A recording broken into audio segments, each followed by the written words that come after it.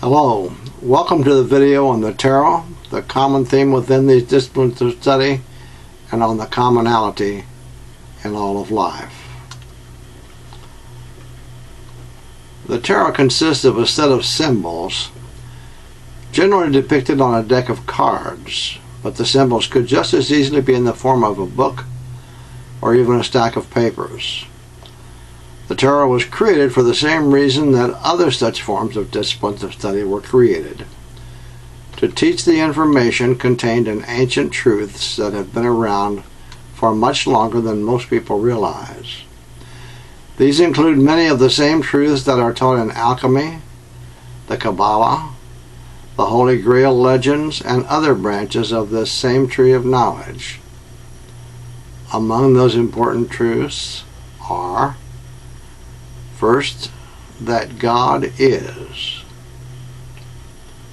That human beings, having come from God, choose to incarnate here on this planet to help them learn the lessons of life that they need to know in order to eventually return to the source from which they came, and to return in a state more perfected than when they left. That human beings continue to choose to reincarnate here time and time again as a part of the process of learning the lessons that are needed from here in order to continue to advance on their journey back to God, our journey back to God. That we at a higher level of consciousness and existence choose more of the various circumstances and situations in this life than you might imagine, including our parents. We sometimes say that we are drawn to these. These choices will give us, on a conscious level, the opportunity to correctly make the decisions necessary to master life's lessons here on the physical plane. In that way, eventually we should no longer need to continue repeating the cycle of reincarnation on this planet, even though we may still choose to reincarnate here from time to time in order simply to serve. The various tarot cards with their symbols represent aspects of the different stages of human spiritual development, and even some aspects of the different situations that we must meet and master in our lives here. We're destined to continue to meet these until we successfully learn the lessons involved by mastering those aspects of life here and then going on to other lessons. The symbols used are designed to impress upon the consciousness of the student the meaning and importance of the principle or principles involved. It is not necessary for the purposes of this video to discuss each symbol and its meaning in detail. There are numerous books that can serve that purpose. Some of these books agree as to the meaning of the various symbols, while some do not. The principles involved, however, are a much more important aspect of the tarot. Even more important, though, is whether or not those who use the tarot correctly learn those principles. To get involved in discussions of who or what is correct about the meaning of a particular symbol, and who or what is not correct, would be a distraction from the process of outlining here at this time some of those principles that are involved. An even more distracting aspect of using the tarot is the temptation to get involved with the use of the cards solely for the purpose of divination, telling the future.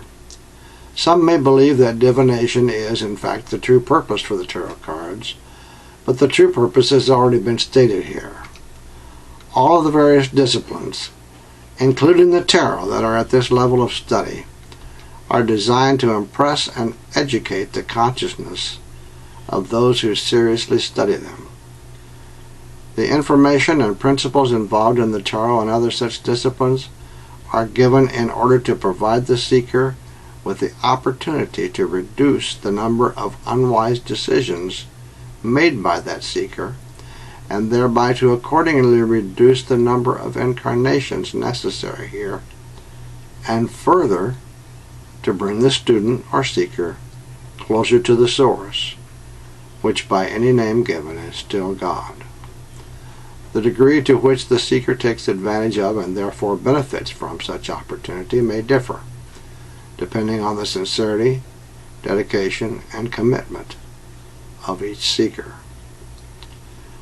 Let us now discuss the common theme found within these several disciplines of study.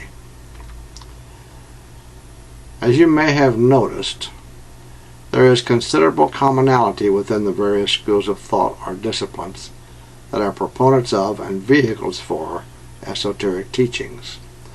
That commonality is due to the fact that these different schools of thought all have the same ultimate purpose: to increase the spiritual understanding and thereby increase the spiritual development of sincere seekers.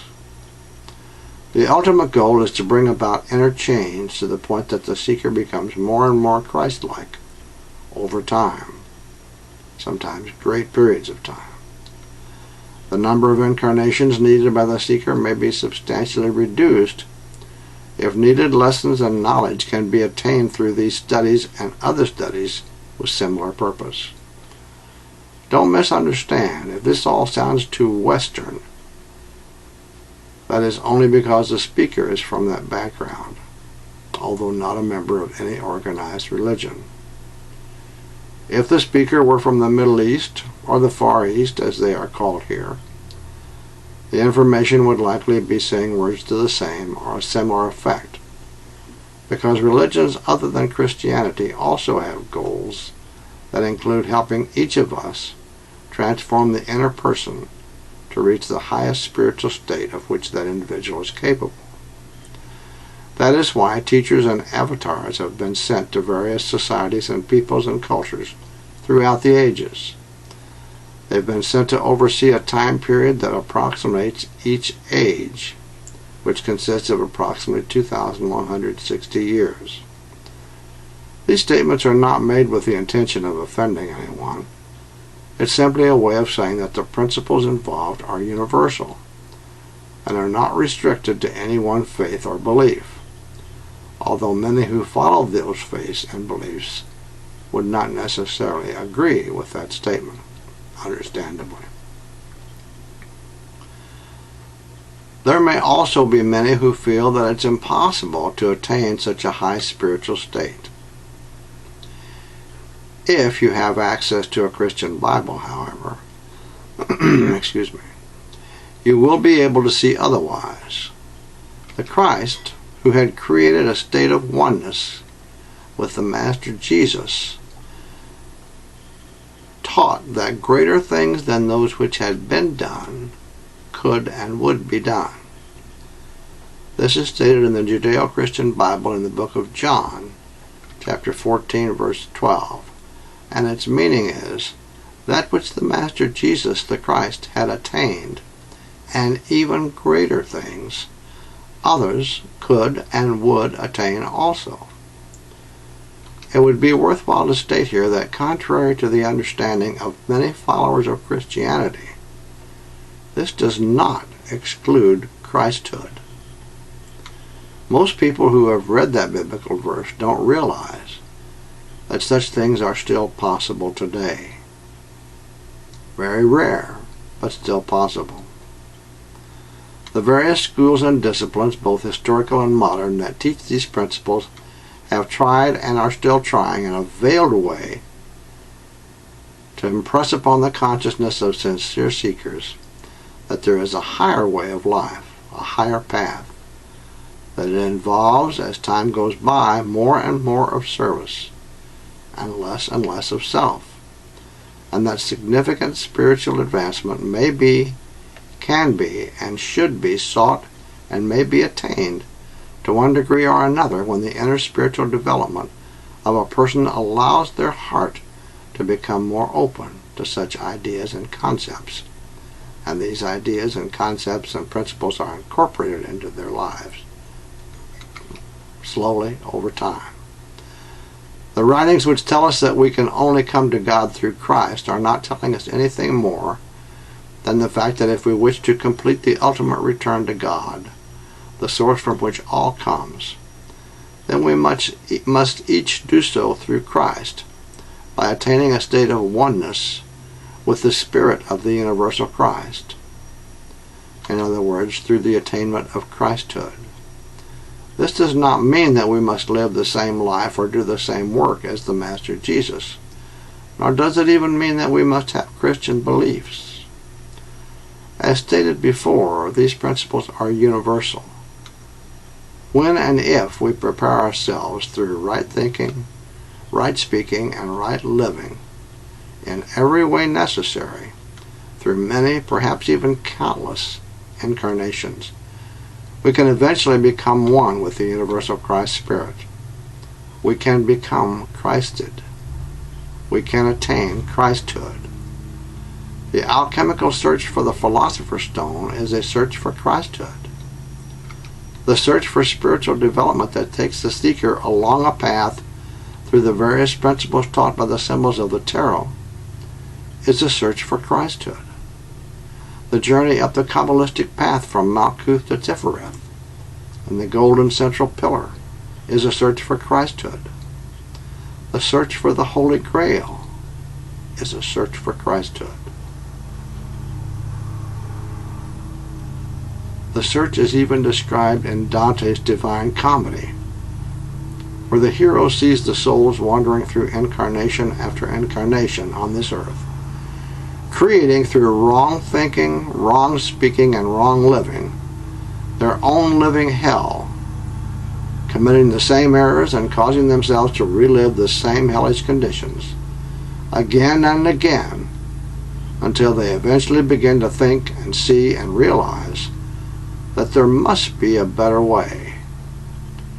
When they finally begin to seek that better way, they find themselves beginning the climb that will bring them out of the inferno and start them on that long, difficult path spiritually upward from one level to another, mastering the human weaknesses of this life, one after the other, purging themselves of life's dross during their difficult climb through purgatorio, until finally, after struggling through many incarnations, they reach the mountaintop and are allowed to enter the garden.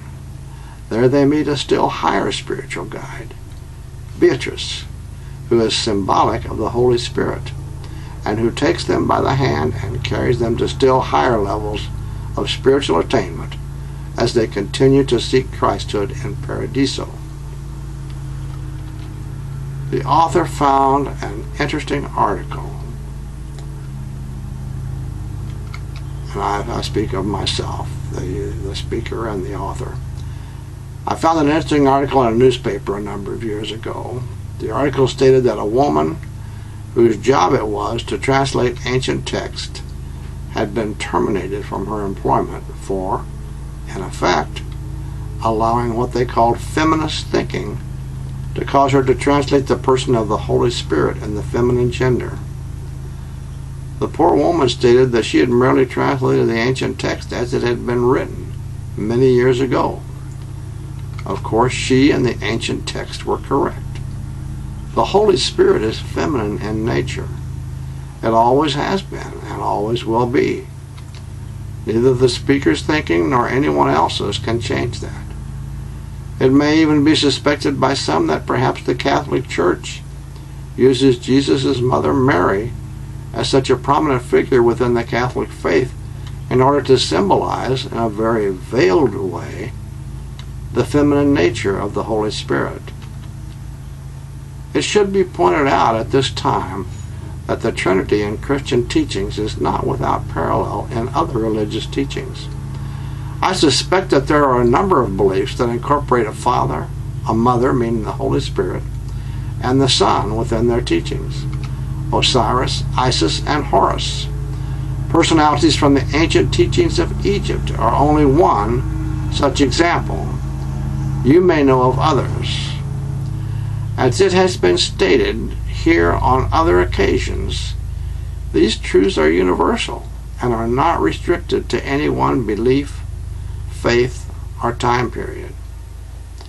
If by now you've gotten the idea that many people over many centuries, have used many different methods to teach a few very important truths and principles and concepts and ideas, then perhaps enough has been said for now on this subject. Let us now consider the commonality in all of life. We tend to think of life in terms of ourselves and those close to us. We may not always take the time to consider the fact that life, as it relates to our planet, is basically everywhere. Whether you look at the air, the water, the land on this world of ours, the planet, at least so far, is teeming with life. And if humankind will stop plundering and polluting the planet just to satisfy the greed of those who are unwilling to set aside the small portion of funds that would be needed to do business in such a way that it would not be harmful to our planet, then it will very likely continue to be teeming with life of all kinds for a long time to come. Here is something that you may or may not have considered before. All of life is interconnected. Now, some of you may be thinking that this refers to the food chain, and that's a very important truth to keep in mind. The even more significant point that's being made, however, is that every entity that has within it that which we call life is connected to every other entity that has life. As a means of explaining that last statement, envision every such entity as some sort of electrical device. For example, consider all such entities as different types and sizes of electric lamps. Envision further that they are all interconnected, each one to all the others, by a wire capable of conducting electrical current. The source of power from which all the lamps receive the spark necessary to allow each to express its light, meaning its life, is the supreme being in the universe, which by one name or another most of us call God.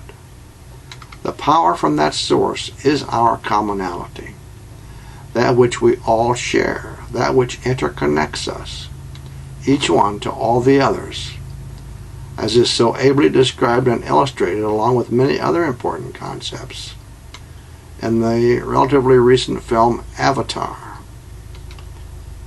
This truth that we are all interconnected does not necessarily have anything to do with religion, although many may think that it should. Neither does it have to do with church or personal belief of any kind. It simply is a fact. Those who choose to believe it are welcome to do so, and those who choose to believe otherwise are, of course, equally welcome to do so. The point is, however, that since all of life comes from the same source, shouldn't we be more considerate of and caring about others, including other forms of life, even when they aren't quite just like ourselves? This doesn't mean that we should go tiptoeing around blades of grass for fear that we might step on one. It does mean, however, what it says. Perhaps that you will take the time to give this some thought. You may find that the indications are far more reaching than you had first considered. I want to thank you for watching this video, and I invite you to watch the next video on the subjects of religion, science, and philosophy. Again, thank you.